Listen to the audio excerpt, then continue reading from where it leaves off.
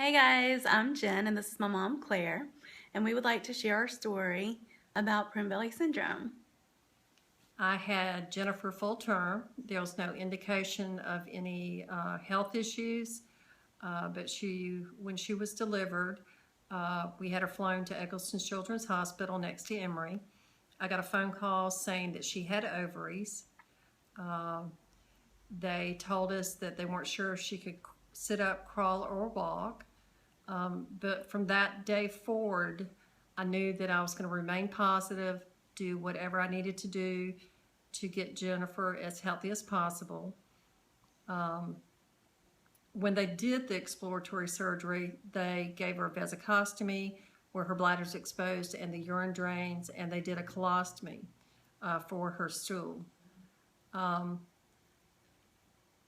Like I said, just remaining positive, doing whatever we had to do for Jennifer. And I wanted to raise her as normal as possible. I didn't want it to put her in a bubble. So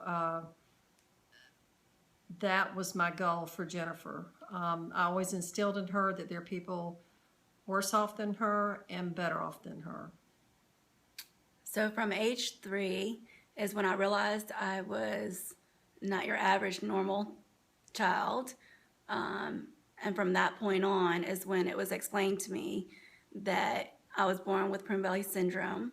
And for those who are unaware of Prunebelly Syndrome, it affects 1 in 40,000 births, mostly in males.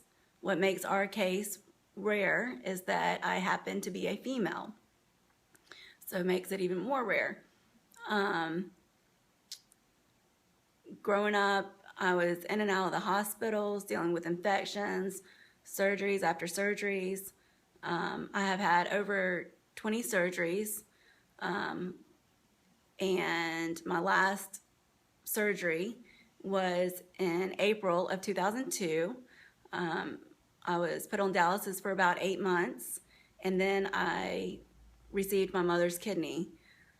And due to the Prunebelly Syndrome, my kidneys happened to fail. In April of this year, it will be 14 years now, and hopefully we'll have many more.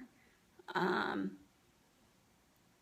am now 33 years old and living life as normal as I possibly can, and still dealing with, hospitalizations here and there, infections here and there, but for the most part, I'm as healthy as I can be.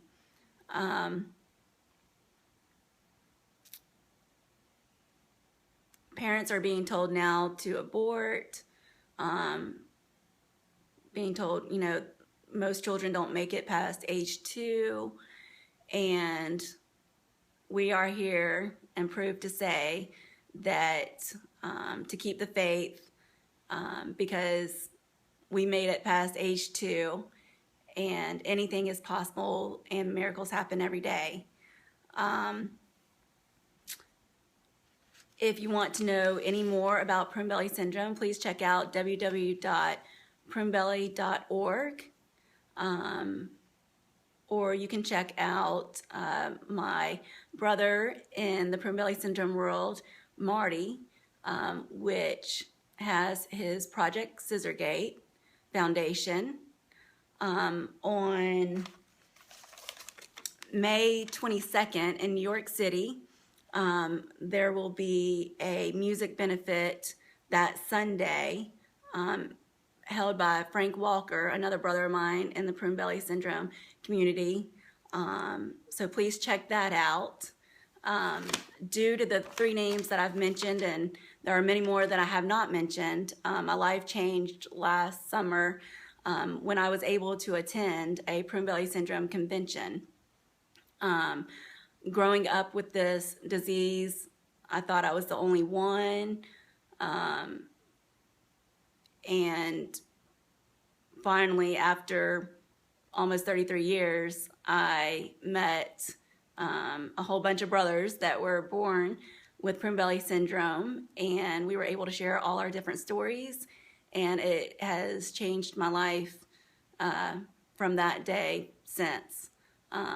So for any of you guys out there that are struggling with a child with Prunebelly syndrome and need advice or help or support from a parent's point of view, you can always reach out to my mom, Claire Wells.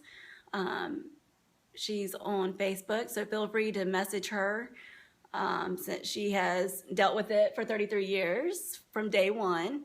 And if any of you, whether child, parent, or the one that's an adult living with Prunebelly syndrome, would like to share your experience with me, please feel free and message me. And we thank you guys so much for the support and love from our friends and family. And thank you for spreading the word about Prunebelly syndrome so we can continue to have research and figure out what we can do to help this disease. Thank you guys so much. Thank you.